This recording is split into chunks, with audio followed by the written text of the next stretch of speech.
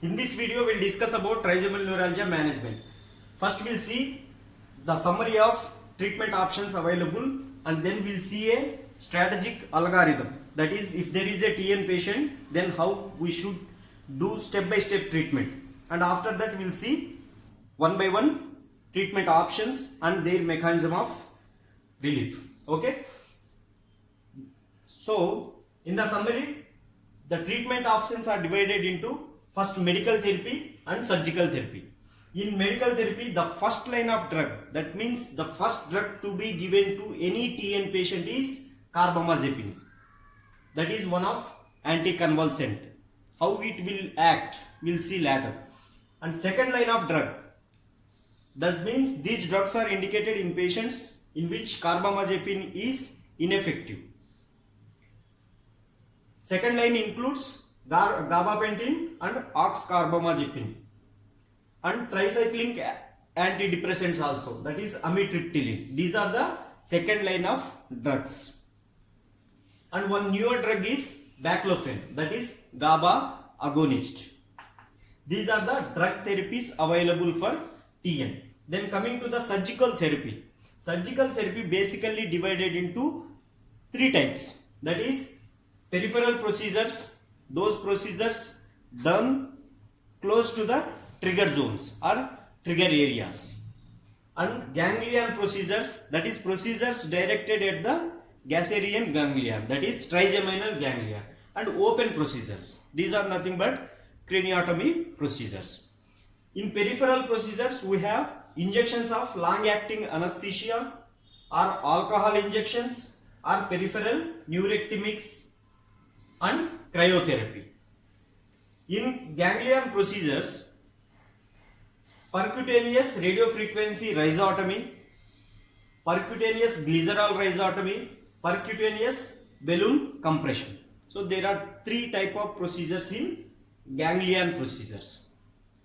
These are basically done through a percutaneous approach. Then in open procedures, we have microvascular decompression and PSR, that is partial sensory rhizotomy. And there are miscellaneous procedures, that is other procedures like psychological treatment and botulinum toxin type A injections. So this is summary of treatment options. Then coming to the strategic algorithm. Then if there is a patient of TN, trigeminal neuralgia, then we must advise him to take CT or MRI scan. We have to take CT or MRI scan. If there is any underlying pathology, that means type 2 TN. Type 1 is nothing but idiopathic or classical trigeminal neuralgia. Type 2 is due to it is secondary to the underlying pathology. Maybe multiple sclerosis or maybe any cyst and tumors involving in that region. So type 2 TN should be treated accordingly. That means treat the underlying disease. In case of type 1 TN, that is classical TN, most commonly seen TN. In this case, first we have to give carbamazepine. Start with a dose of 200 mg BID, that is twice in a day. And this dose can be increased up to 1500 mg per day. This is the maximum dose. So first we have to give carbamazepine. After giving carbamazepine, if there is effective control, that means TN pain is controlled effectively, then we have to slowly decrease the dose. That is called as tapering dose. Decrease the dose to a maintenance dose. That means minimal dose to be given, 100 mg per day, like that. Or in some cases you can stop the complete drug therapy. If the symptoms reappear, they can be restarted also. If the symptoms reappear, we can again give the drug therapy. So if there is effective control, we are going to do the tapering of drug dosing, or we are going to stop. If there is ineffective control, that means the symptoms doesn't stop, that means pain doesn't stop, In those cases, we are going for second line drugs. Second line drugs are combination therapy. That means carbamazepine can be combined with baclofen or gabapentin, any other drug. So combination of 2 or 3 drugs. This drug therapy should be followed for every case. You should not go for directly surgical therapy. First, these drug therapies should be followed. So after second line drugs or combination therapy, if there is effective control, we are going to do the dose tapering or stoppage. Same thing. If there is ineffective control, that means all the drug therapy options are exhausted and there is no pain relief, or intolerable side effects. That means side effects due to drugs are intolerable. In those cases only we are going for surgical therapy. Right? These are the two indications for surgical therapy: ineffective control or intolerable side effects. In surgical therapy also, so these are the indications for surgical therapy. In surgical therapy, if the patient is older and debilitated, that means compromised systemic status, he may be diabetic or he may be hypertensive, like that. In older and debilitated patients, we may go for peripheral procedures or ganglionic procedures. Peripheral procedures gives us short-term relief of the pain. When compared to the peripheral, ganglion procedures can give somewhat long-lasting relief from the pain. So this is about older and debilitated patients. If the patient is younger and healthier and there is neurovascular compression, this is most important. MRI demonstrates there is neurovascular compression. That means trigeminal nerve is compressed by a artery. In those cases, you should go for open procedures. That is MVD, microvascular decompression, or PSR. So this is step by step how a patient should be treated. First, in every case, we should go for drug therapy. Only when the drug therapy is exhausted, all the options are exhausted, then you are going for surgical therapy. Now we will discuss step by step or one by one treatment options. First we will discuss about medical therapy. So first line of drug is carbamazepine. It acts by inhibition of sodium channels, right? You know that there is the essential to form the action potential in order to conduct a pain signal along the nerve membrane. You can see in this diagram. This is the nerve membrane, okay? This is extracellular fluid and this is the internal part of the nerve membrane.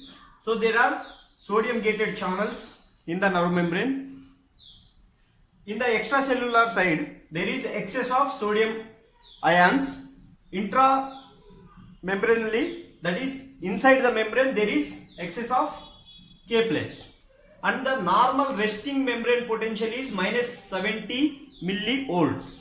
This is the normal status. When a pain signals conduct through a nerve membrane, there is sudden firing resulting in the depolarization of the nerve membrane. Depolarization is nothing but outside this minus 70 millivolts becomes positive by the influx of sodium ions through these gated channels. Okay, there is influx of sodium ions during the depolarization which makes this action potential positively. When this occurs only, there is pain signal conduction through the nerve. Once there, after the depolarization and pain signal conduction, again it comes to repolarization. That means due to the outflux of sodium, this potassium ions. Okay, in the depolarization phase, there is influx of sodium ions. In the repolarization phase, there is efflux, that is outside movement of the potassium ions. and inside movement of sodium ions is inhibited. So this is normal action potential conduction in a nerve membrane. That means how a pain signal conducts through the nerve membrane. So carbamazepine inhibits these sodium channels. So this carbamazepine inhibits this sodium channel. So there is no influx of sodium ions. So there is no depolarization. That means there is no action potential. When there is no action potential, there is no pain signal conduction. This is the mechanism of action. Right? Then coming to the dosing. Initially, a 100 to 200 mg twice daily dose is given, and we have to titrate that. That means if there is insufficient control, then we can increase these doses up to 1500 mg per day. This is the maximum dose. In some books it is given as 1200 mg per day. Okay, this is the maximum dose. And then coming to the side effects. Carbamazepine produces visual blurring, dizziness and vertigo. And the most severe complications includes aplastic anemia. That is, all three cells, RBCs, WBCs and platelets are reduced due to the bone marrow depression. This is more severe complication of carbamazepine. And liver dysfunction. That is why before going for carbamazepine test, routine complete blood picture and liver function should be monitored before the treatment and after the treatment also. Right? This is all about carbamazepine. And other second line drugs also, these are the anticonvulsants. So the action is same, but these are less side effects. These have less side effects. Right? Then coming to the tricyclic antidepressants, amitriptyline. These acts by blocking reuptake of serotonin and norepinephrine. A complete discussion of mechanism of action TCS is out of the scope of this video. Okay, if you want, you can read from other books. In baclofen, this is GABA agonist. GABA is nothing but a inhibitory neurotransmitter along the or across the nerves. So it binds to GABA B receptors and potentiates action of GABA, thereby reducing neuronal excitability. Okay, thereby reducing neuronal excitability. This is the main mechanism or main pathological thing in the trigeminal neuralgia. There is repeated firing, or you can simply call it as short circuits. There is repeated firing or repeated excitability of neurons, which lead to the trigeminal neuralgic pain. So inhibiting this neuronal excitability, is the main thing to be done in trigeminal neuralgia. So the main mechanism comes here only, decreasing the membrane excitation, because there is repeated firing or excessive neuronal excitability in the trigeminal neuralgia case. We have to decrease that one. Now we will discuss about peripheral surgical procedures. In peripheral procedures, we have injections. Injections of long-acting anesthetic or alcohol. If the patient comes us with severe pain, then we can give long-acting anesthetic. It provides pain relief for 2 to 3 hours. If needed, we can repeat the injections also. Right? Then coming to the alcohol. Alcohol is a neurolytic agent when the concentration is 95% or above. So it acts as a neurolytic agent. This basis for these neurolytic agents or peripheral procedures is that trigeminal neuralgia can be modulated at any point of its trigeminal pathway, from peripheral nerves to the central root entry zone. From central to peripheral nerves, at any point of intervention can modulate the trigeminal neuralgia. So that is the basis.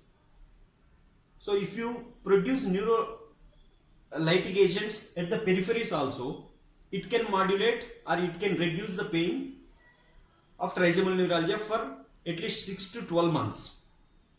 There are high chances of recurrence also. Then coming to the peripheral neurectomies, the most profound neurectomies are infraorbital nerve neurectomy and mental nerve neurectomy, inferior alveolar nerve neurectomy. Infraorbital nerve neurectomy is done on the V2 branch, that is maxillary branch. It can be done conventional intraoral approach or transantral approach also, that is bronze approach.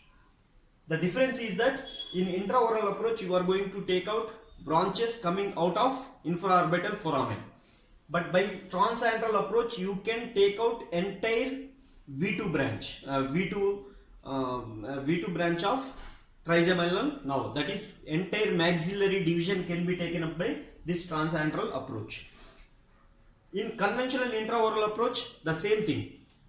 Here it is the maxillary vestibule. You have to take a semilunar incision approximately in the canine fossa region, as the incision you are taken in Cadwell-Luke operation.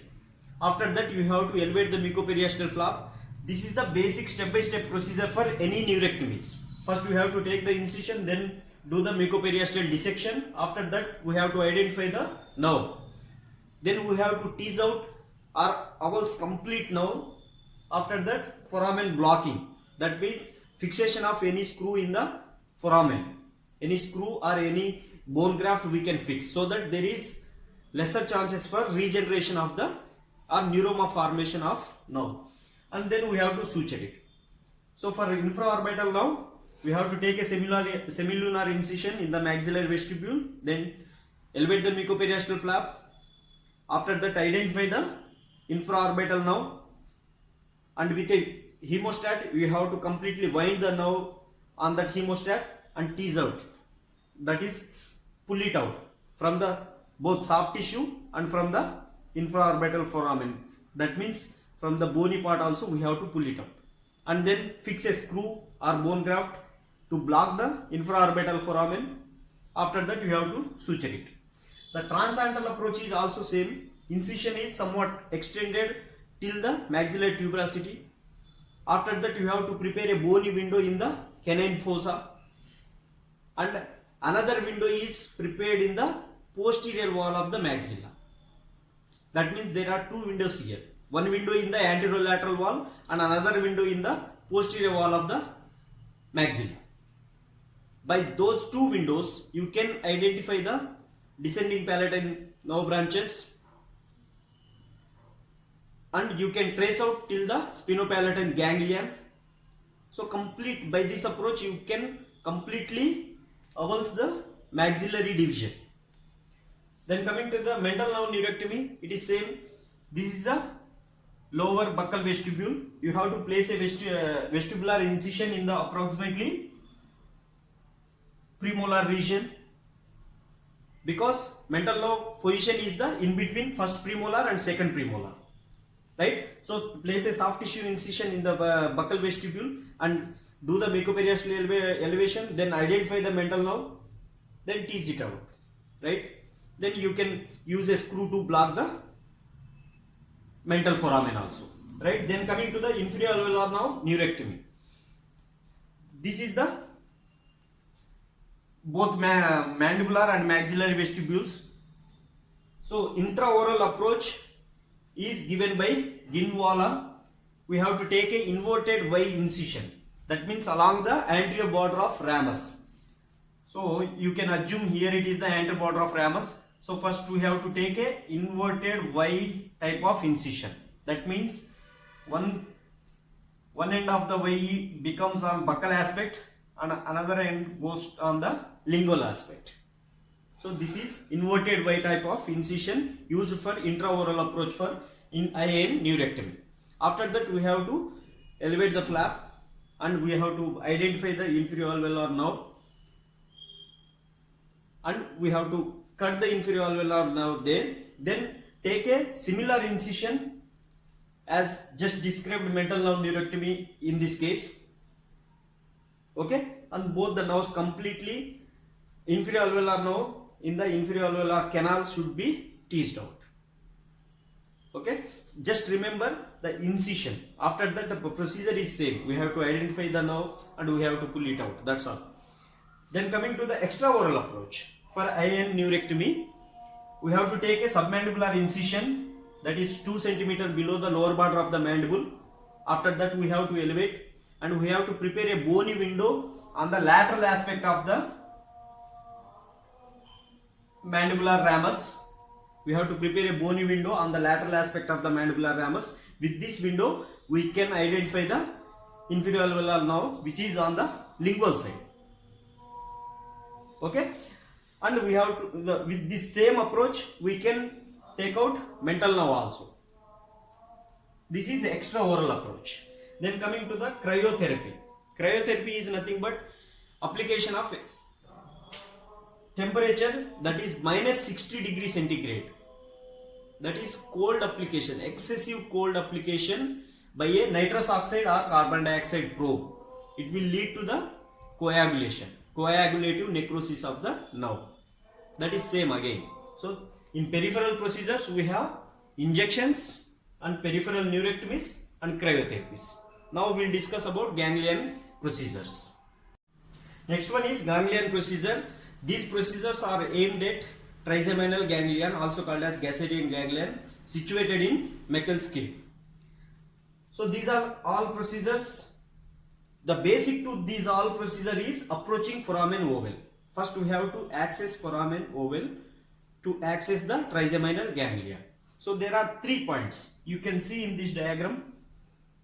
Patient is in supine position, okay, with the neck extended. So first point is, from the lateral wall of orbit, draw a perpendicular to the lower border of the mandible.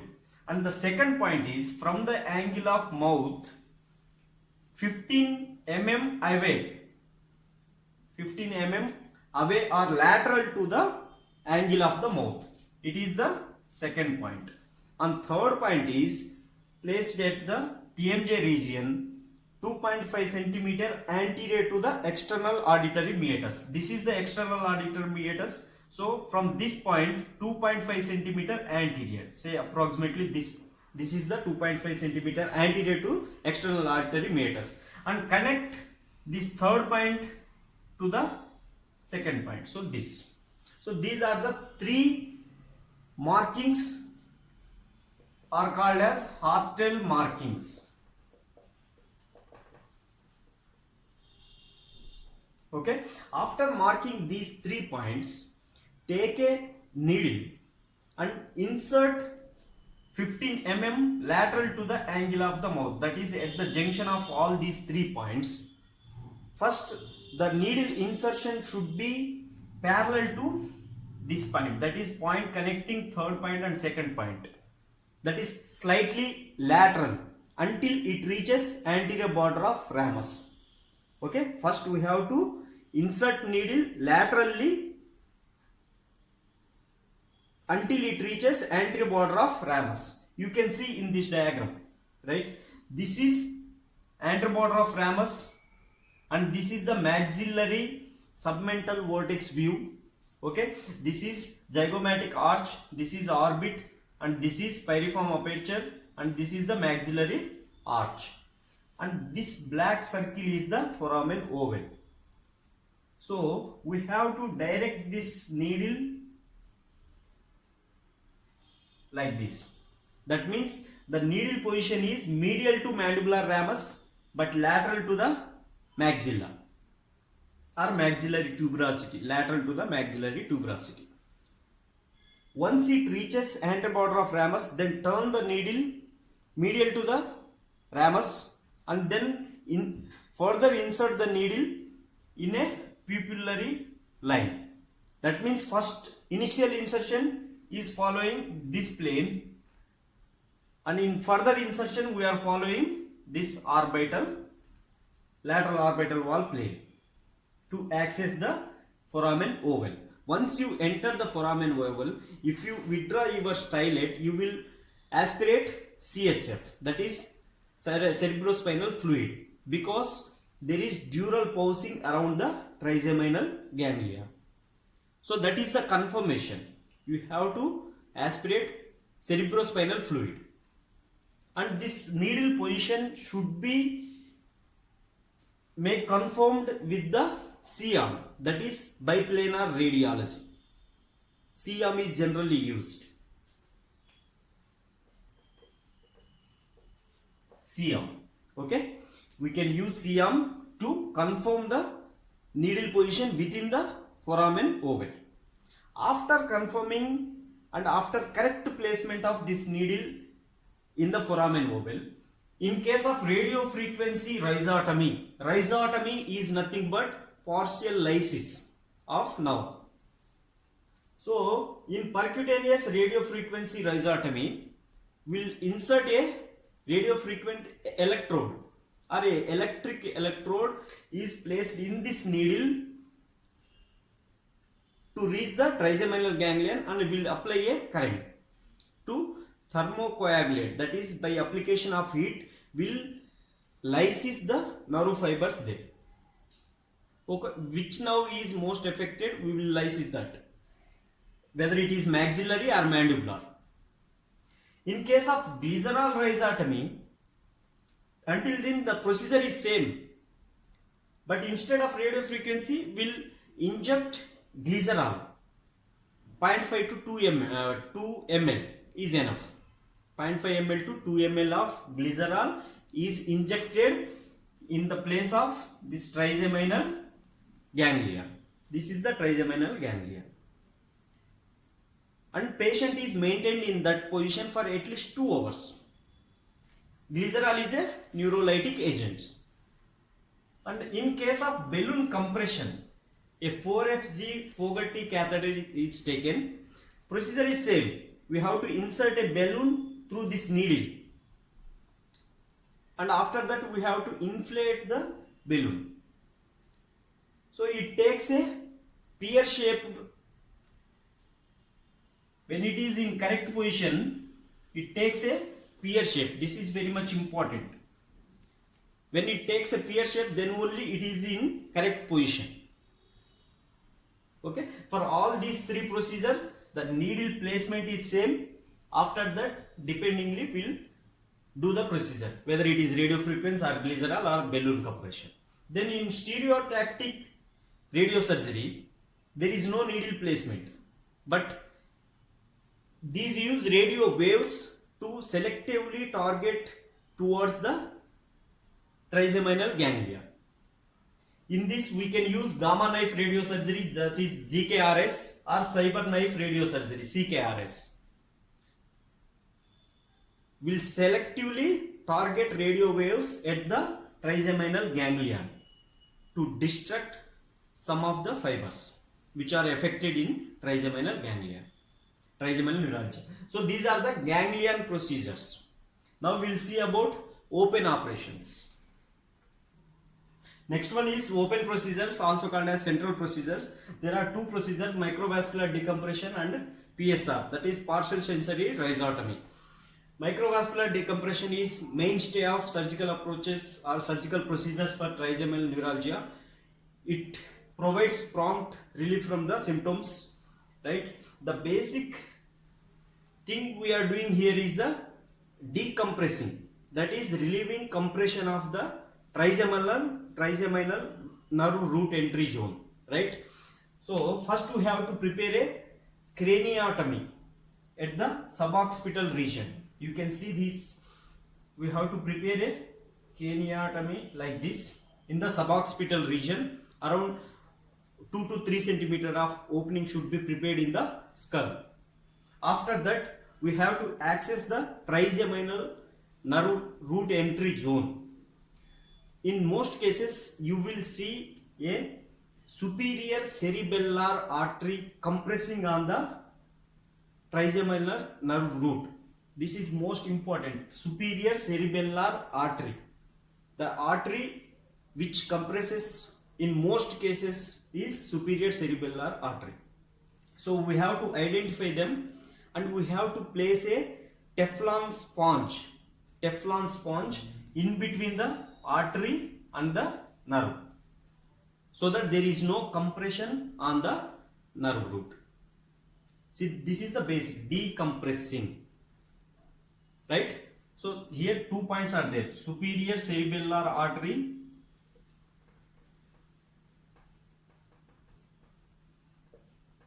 and Teflon sponge. Right? We have to place a Teflon sponge in between the superior cerebellar artery and root. After that, we are going to close this craniotomy opening by fixing a titanium plate. So this is about microvascular decompression, especially indicated in cases of neurovascular compression seen on the MRI. If MRI shows neurovascular compression, then you have to go for microvascular decompression, especially in cases of healthier and younger individuals, right? After that, PSR, that is partial sensory rhizotomy, nothing but transecting or cutting sensory root of the trigeminal nerve. You know that there is motor root and sensory root. We are going to preserve the motor root and we are going to cut the sensory root. This blue color one is the sensory root. So at the nerve root entry zone, we are cutting this sensory root. Especially in cases of when you are planned to do the open procedure and if there is no neurovascular compression, then you have to go for PSR. Okay, if there is compression, then you have to do the microvascular decompression. In some cases, recurrence is possible after microvascular decompression also. In those cases, instead of going again craniotomy procedure and open procedure, we may suggest to go the percutaneous procedures, right? Or peripheral procedures, peripheral or ganglion procedures. That is nothing but percutaneous procedures. This is all about, and there are other approaches also like TENS, transcutaneous nerve stimulation, transcutaneous electric nerve stimulation, or acupuncture and psychological approach. That is, we have to psychologically counsel the patient, because in most cases of trigeminal neuralgia there is some amount of depression in the patient. So we have to correct that. We may advise hypnosis or autosuggestion, and we may give some cases botulinum toxin type A injections also. There are minor procedures, just mention the name, that's all. But the mainstay are this one, microvascular decompression. This is all about trigeminal neuralgia management. If you like this video, hit the like button, share the video, subscribe the channel.